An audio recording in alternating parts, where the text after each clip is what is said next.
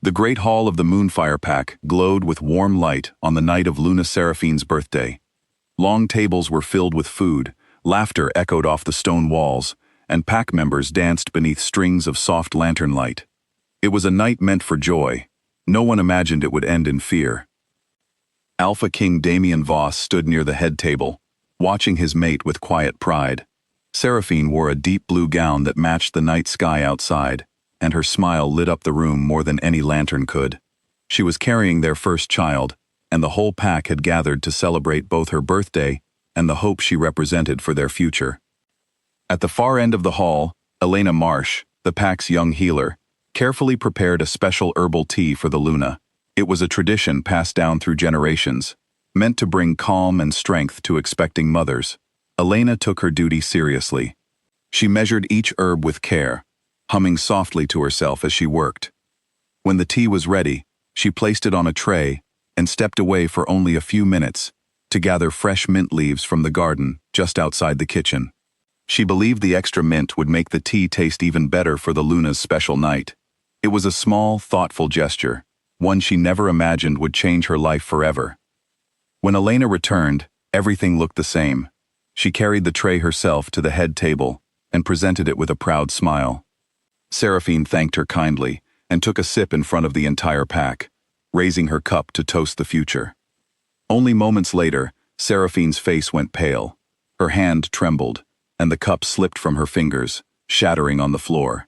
Gasps filled the hall as she collapsed into Damien's arms. Chaos erupted.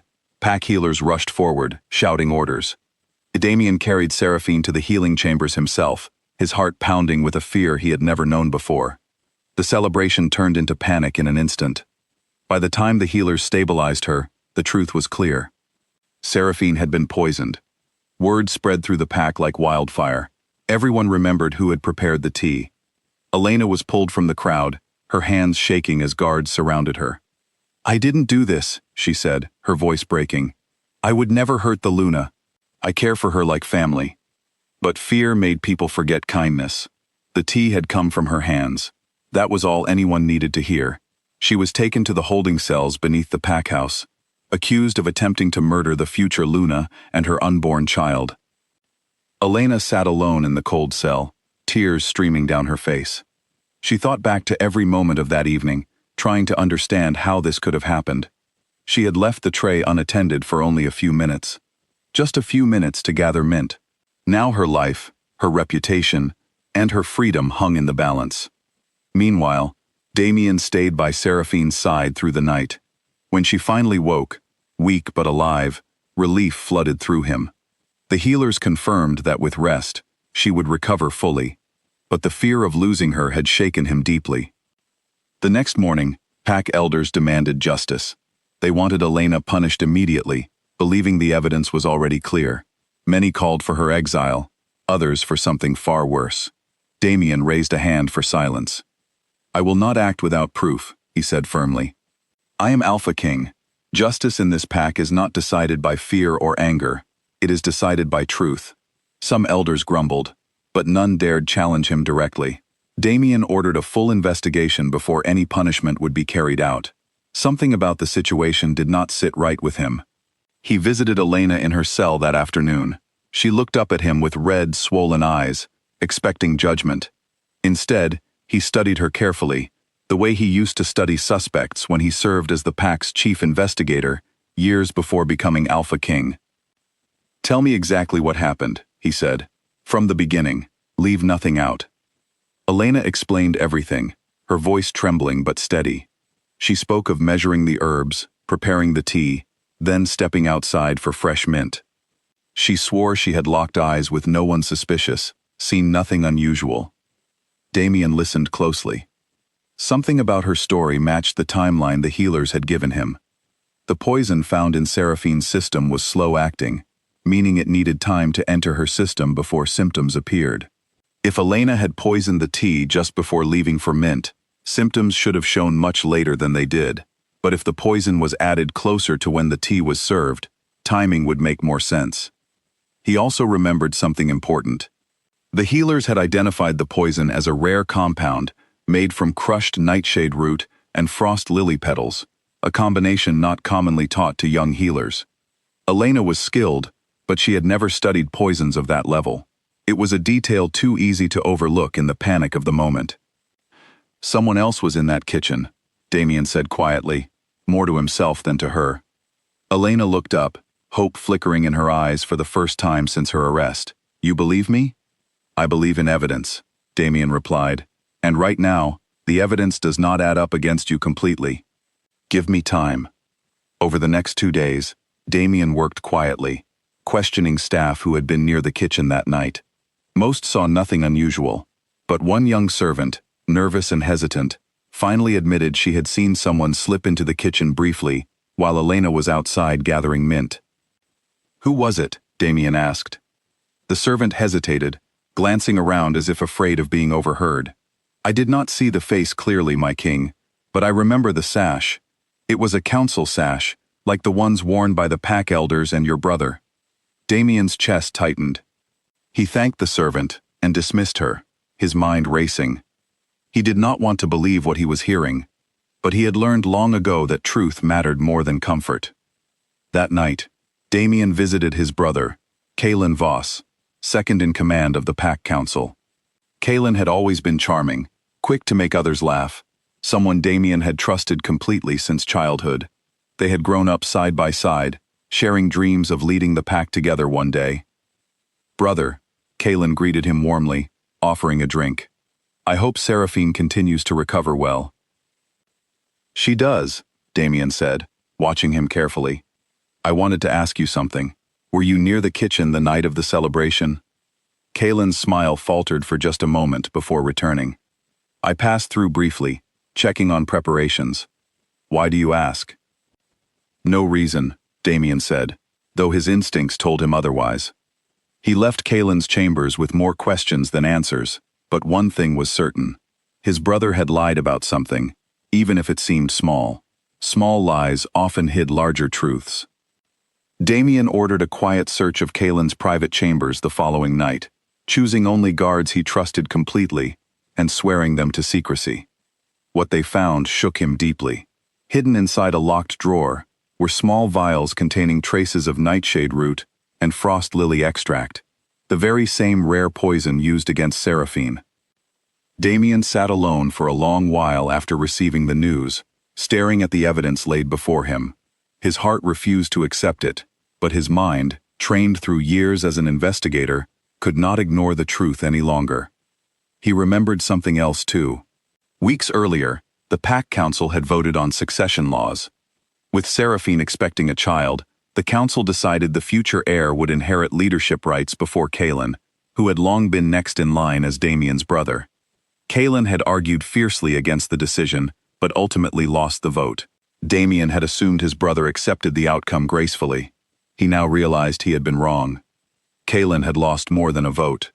He had lost his future position of power, and he blamed Seraphine and her unborn child for it. The following evening, Damien called for a full pack assembly. Elders, warriors, and pack members filled the great hall once more, murmuring nervously about the unexpected gathering. Elena was brought forward from her cell, confused but hopeful as she stood before the crowd. Kalen stood near the council seats, unaware of what was coming. Damien rose to speak, his voice steady despite the storm inside him. 3 nights ago, someone attempted to poison Luna Seraphine and threaten the life of our future heir. An innocent healer was blamed and imprisoned for a crime she did not commit. Gasps spread through the crowd. Elena's eyes filled with tears as pack members turned to look at her, some with guilt, others with confusion. I have spent the last 2 days searching for the truth, Damien continued, and I have found it. He revealed the vials found hidden in Kalen's chambers, holding them up for all to see. He explained the timeline of the poisoning, the witness who saw a council sash near the kitchen, and the motive rooted in Kalen's loss of succession rights. The hall fell into stunned silence. All eyes turned toward Kalen, whose confident smile had vanished completely. This is madness, Kalen said, forcing a laugh that no one joined. You accuse your own brother based on rumors and guesses? Not guesses, Damien said firmly. Evidence. The poison in your chambers matches exactly what was found in Seraphine's tea. A witness places you near the kitchen at the exact time the poison was added. And you have a clear motive that you never once mentioned to me. Kaelin's expression shifted from anger to desperation. I only wanted what was promised to me. I was supposed to lead this pack one day. That right was stolen from me the moment that child was chosen over me. I never meant for anyone to truly die. I only wanted to prove the pack was not ready to be led by an unborn child. His confession, spoken in a moment of broken pride, confirmed everything. The hall erupted in shocked whispers. Damien felt a heavy weight settle in his chest, the pain of betrayal mixing with the relief of finally uncovering the truth. You endangered the life of my mate and my unborn child, Damien said, his voice trembling with restrained anger. You allowed an innocent woman to suffer in your place. Blood does not excuse betrayal, Kaelin. Not in this pack. According to ancient pack law, attempting to harm the Luna or the future heir was one of the gravest crimes possible, punishable by permanent exile. Damien's heart ached, knowing what he had to do, but his duty as Alpha King demanded justice above personal feelings. Kaelin Voss, he announced, his voice carrying across the silent hall. By the laws of our ancestors, you are stripped of your title and exiled from the Moonfire Pack, effective immediately. Kaelin's face turned pale with disbelief. He opened his mouth to argue, but found no words strong enough to change what had already been decided. Guards escorted him out of the hall as pack members watched in stunned silence, some in tears, others simply speechless at the fall of someone they had once trusted and admired. Once the hall settled, Damien turned to Elena, who stood trembling near the front. He walked toward her and knelt slightly, a gesture that shocked the entire pack, for an Alpha King rarely lowered himself before anyone. I am sorry, he said sincerely. I doubted you, even if only for a moment. You deserved better from your Alpha King. Elena shook her head, tears falling freely now. You found the truth. That is all I ever wanted. Damien rose and turned to address the pack. Elena Marsh is innocent of all charges. She has shown honesty and courage throughout this trial, even when the entire pack turned against her. From this day forward, she will hold a respected position on our healing council, and her name will be remembered for her integrity, not for false accusations. The hall erupted into applause, a mixture of relief and admiration replacing the fear and suspicion of the past few days. Pack members who had once doubted Elena now approached her with apologies and gratitude, embracing the second chance to make things right. Later that night, Damien returned to Seraphine's side. She had grown stronger throughout the day, color returning to her cheeks as she rested peacefully. He sat beside her, taking her hand gently in his. It's over, he whispered. The truth came out. Seraphine studied his tired eyes, sensing the pain hidden beneath his calm exterior. Your own brother, she said softly. That must have been the hardest truth of all. Damien nodded slowly. I always believed loyalty meant standing by those closest to you, no matter what. But today I learned loyalty means nothing without truth standing beside it. I failed to see what was right in front of me, because I trusted blood over evidence. Seraphine squeezed his hand gently. You did not fail. You corrected your path before it was too late. That takes more strength than blind loyalty ever could. Outside, the pack slowly returned to a sense of peace. Elena resumed her duties with newfound respect, her knowledge and honesty now valued more than ever among her peers. The pack elders, humbled by how quickly they had condemned an innocent woman, vowed to be more careful before rushing to judgment in the future.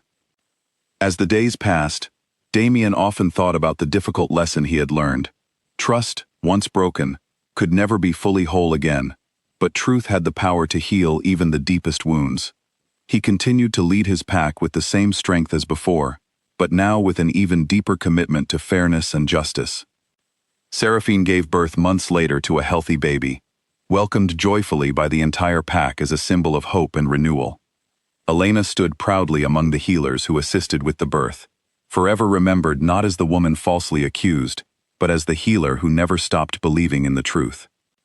And Damien, watching his new family and his healed pack, understood clearly that being a true leader meant choosing justice over comfort, even when it meant confronting the people closest to his heart.